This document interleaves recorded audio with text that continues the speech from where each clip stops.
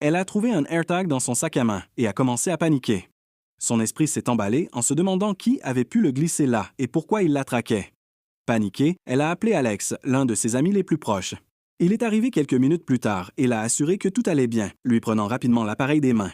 Il a cherché sur Google comment le détruire et a appris qu'un marteau était la meilleure option. Ils sont tous deux sortis sur le porche et il a écrasé l'AirTag, ce qui l'a rassuré pour le moment. Il a fracassé l'AirTag et elle s'est sentie soulagée pendant un instant, mais l'inquiétude persistait. Quelqu'un l'avait glissé dans son sac à main. Quelqu'un la surveillait. Alex lui a proposé de passer la nuit chez lui et elle a accepté. Elle ne voulait pas être seule. Son appartement lui semblait étranger, mais plus sûr que le sien. Il lui a jeté une couverture pour le canapé et a disparu dans sa chambre. Elle n'arrivait pas à dormir. Chaque craquement et chaque bruit lui donnait la chair de poule. Elle s'est levée pour aller aux toilettes, mais en marchant dans le couloir, elle a remarqué une pièce avec une lumière rougeoyante qui filtrait sous la porte. Elle l'a ouverte et son estomac s'est noué. C'était elle, tout un mur de photos. Elle a trouvé une mèche de ses cheveux scotchée à un miroir. Un mannequin portait une robe qu'elle avait perdue il y a des mois. Il y avait une perruque pour chaque couleur de cheveux qu'elle avait portée au cours des dernières années. Elle a halté en remarquant les AirTags soigneusement rangés. Celui étiqueté sac à main manquait. Elle a trébuché en arrière, incrédule. Et alors qu'elle se tournait pour quitter la pièce, Alex est apparu. « Je ne perds jamais la trace de ce qui m'appartient. »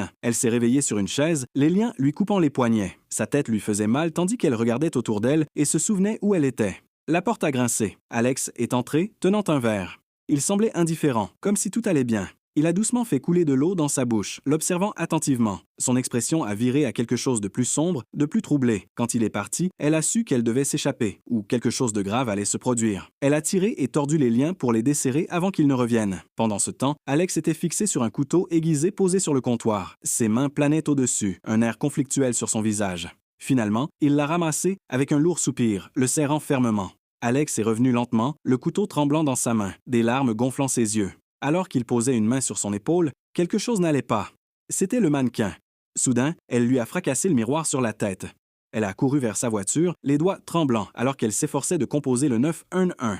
Alors qu'elle s'éloignait en voiture, il se tenait dans l'embrasure de la porte avec un sourire troublant sur le visage. Elle est partie en trombe, échappant finalement à Alex, ce qui l'a rassurée pour le moment.